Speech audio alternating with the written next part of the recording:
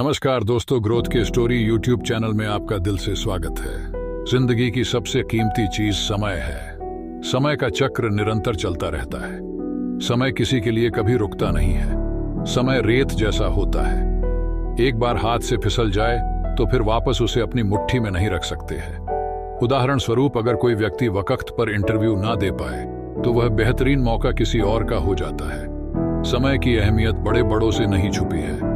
समय पर किसी का जोर नहीं चलता, चाहे वह महाराजा हो या बड़े से बड़ा संपन्न व्यक्ति। समय के आगे सब मजबूर है।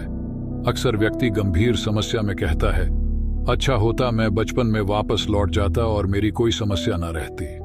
लेकिन ऐसा कभी नहीं हो सकता, क्योंकि समय की मार से कोई नहीं बचा है। आयु का वह भाग जिसमें हम अपनी जिंदगी में पीछे लौट नहीं सकते, उसे समय कहा जाता है।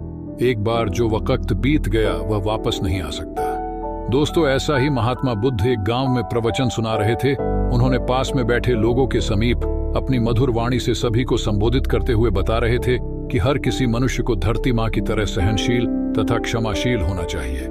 क्रोध मानव का ऐसा शत्रु है जो दूसरों को तो हानि पहुंचाएगा ही, साथ में खुद भी मनुष्य उससे नहीं बच पाएगा। इसलिए क्रोध, ईर्ष्या मानव की सबसे बद्ध शत्रु है। सभा में सभी लोग शांति से उनकी बात को ध्यानपूर्वक सुन रहे थे। तभी वहां उस सभा में एक अति क्रोधी व्यक्ति भी उपस्थित था।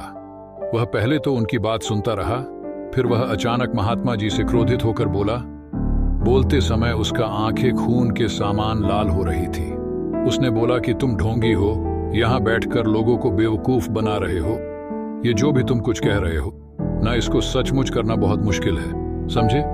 तुम्हारी इन बातों का कोई मतलब नहीं है। ये सब बातें कोई मायने नहीं रखती। असल जिंदगी में कहानी सुनाना बंद करो धूर्त महात्मा, और जहां से आए हो वही चले जाओ। ऐसे कठोर वचन सुनकर भी महात्मा जी ने उस क्रोधी पुरुष का कोई विरोध नहीं किया और न ही उसकी बातों पर कोई भी प्रतिक्रिया दी। वह शांत रहे और अपना काम करते रहे। जिससे वह पुरुष और भी क्रोधित हो गया। उसको समझ नहीं आ रहा था कि वह क्या करे।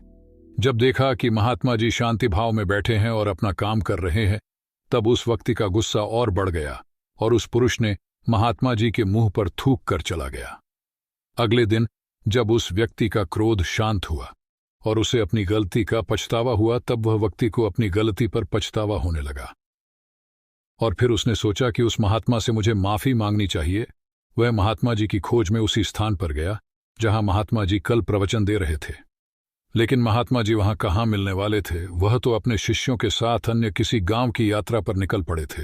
वह पुरुष सब लोगों से महात्मा जी के बारे में पूछता उस स्थान पर पहुंच गया जहां की महात्मा जी प्रवचन कर रहे।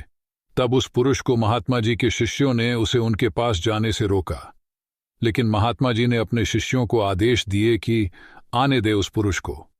तब वह पुरुष महात्मा जी के चरणों पर गिर गया। उनसे बोला, मुझे क्षमा कीजिए महाराज। उसने महात्मा जी से पूछा, क्या आप भूल गए हो कि मैं वही व्यक्ति हूं जिसने कल आपका इतना अपमान किया था? मैं अपने दुष्ट कृत्य की आपसे माफी मांगता हूं। तब महात्मा जी ने बड़े शालीनता से उस पुरुष से बोले कि कौन सी बात? तब उस पुरुष ने बड़ी हैरानी से महात्मा जी की ओर देखा। महात्मा जी बोले कि मैं तो बीती बातें वहीं छोड़ आया, क्योंकि बीता हुआ कल कभी वापस लौट कर नहीं आता। इसीलिए बीती हुए बातों की वजह से आज और अपना आने वाला कल नहीं बिगड़ना चाहिए। जो हो गया सो हो गया। तुम्हें अपनी भूल का एहसास हुआ, यही सबसे बड़ी बात है।